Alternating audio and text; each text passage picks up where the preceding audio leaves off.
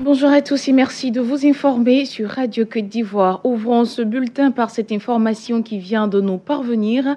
À Mbayakro, les populations en colère après l'assassinat d'une élève ont incendié la brigade de gendarmerie. De plus amples informations dans nos prochaines éditions. Les pays du Golfe de Guinée s'unissent pour une meilleure sécurisation de l'espace maritime.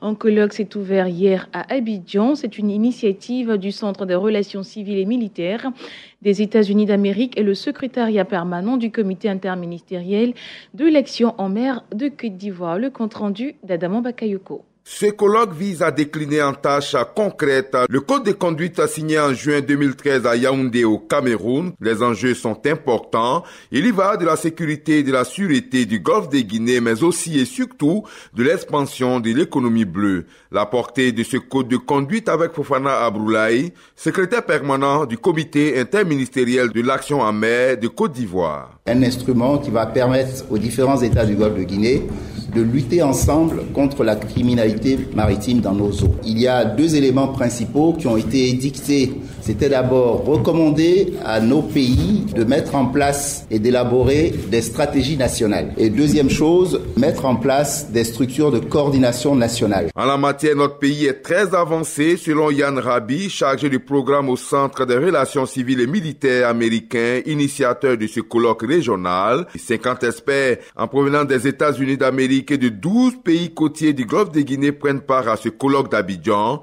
le premier d'une série de 3 colloques dont le deuxième est prévu dans un an en Californie aux États-Unis d'Amérique et le troisième à Yaoundé au Cameroun dans 2 ans. Les résultats de ce colloque de 4 jours seront traduits de manière concrète sur le terrain durant 1 an, une méthode propre aux Américains et qui ambitionne au bout de 3 ans de rendre opérationnelles toutes les stratégies des États membres.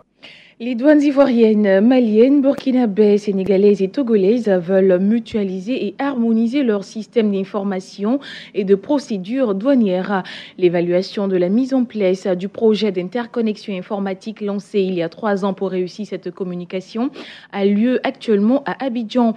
Il s'agit pour les différentes administrations douanières et le comité de pilotage du projet de voir l'état d'avancement mais aussi relever les difficultés. Des précisions avec le colonel-major Pierre, directeur général des douanes de Côte d'Ivoire. Dans le cadre de l'opérationnalisation du processus, le projet a bénéficié et continue de bénéficier des soutiens techniques et financiers des différents partenaires. Certains indicateurs méritent d'être privilégiés, à savoir la fiabilité, la mutualisation et la sécurisation des données informatiques, qui sont autant de conditionnalités devant permettre au projet, une fois achevé, d'être un puissant levier d'interface régionale, notamment en matière d'information et de renseignement. De toute évidence, l'on devrait faire preuve de rigueur dans l'analyse et l'évaluation, mais également d'esprit d'innovation, de flexibilité et de proactivité dans la recherche des solutions destinées à accélérer la mise en œuvre du projet. La traditionnelle cérémonie de salut aux couleurs initiée par le ministre de la Promotion de la Jeunesse a eu lieu hier. Pour ce mois de mars, c'est la CNPS, la Caisse nationale de prévoyance sociale, qui a accueilli la cérémonie présidée par le ministre Sidi Temeko Touré. Pour lui, cette cérémonie vise à rappeler les valeurs de la République. Vous suivez le bulletin d'information sur Radio Côte d'Ivoire. Le Bureau de l'Union des conseils économiques et sociaux et institutions similaires francophones et l'Association internationale des conseillers économiques vont se réunir à Abidjan du 7 au 9 mars prochain. L'information a été donnée par le conseiller économique au cours d'une conférence de presse. Bois Tiemele.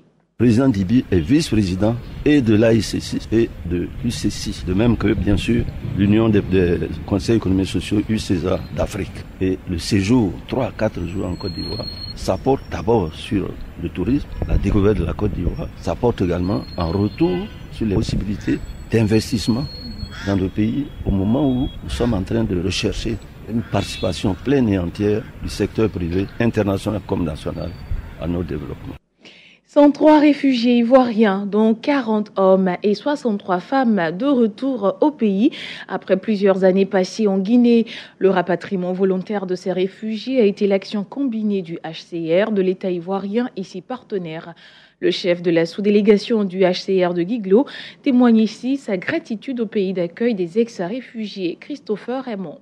C'est un sujet de satisfaction quand des gens qui ont séjourné sur une terre d'asile pendant autant d'années, à un moment donné, ils finissent par rentrer au bercail. C'est donc un signe que le pays est revenu à la stabilité. Donc les gens sont rassurés. Nous avons passé beaucoup de temps à les inviter à rentrer. Maintenant, ils sont rentrés. Et nous sommes donc très contents. Et j'en profite bien sûr pour dire merci à tous qui ont participé à ce processus, que ce soit les collègues du HCR en Guinée, que ce soit bien sûr le gouvernement guinéen qui les a reçus et qui les a hébergés pendant autant d'années, et bien sûr les autorités de la Côte d'Ivoire qui ont encore une fois rassuré les fils et filles de la nation afin qu'ils reviennent contribuer à la reconstruction du pays. Le commissariat du Hadj sensibilise les candidats au pèlerinage à s'inscrire avant la date limite. C'était au cours d'un atelier de formation hier. Diaby Moustapha, premier vice-commissaire du Hadj.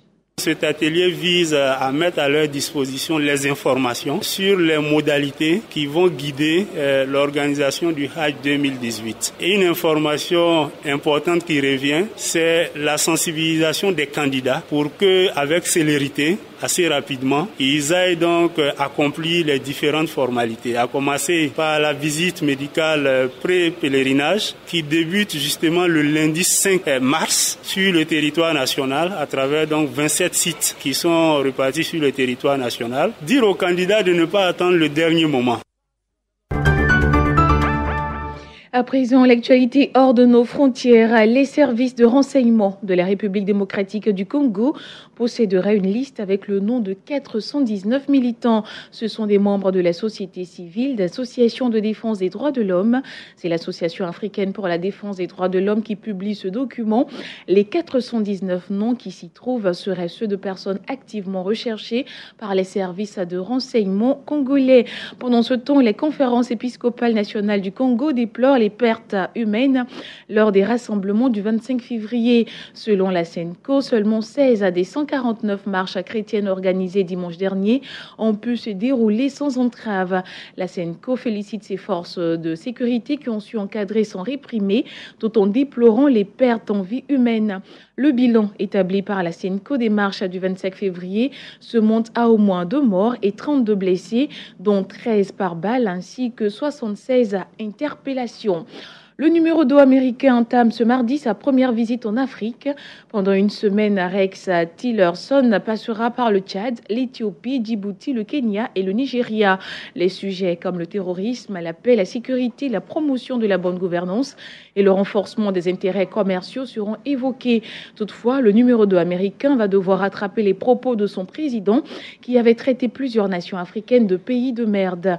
Pour le secrétaire d'État, il va donc falloir recoller les morceaux et démontrer la bienveillance américaine envers l'Afrique, d'autant que le Tchad fait partie des étapes alors que ses ressortissants sont interdits d'entrer aux États-Unis depuis septembre. En point d'actualité vous sera proposé à 11h.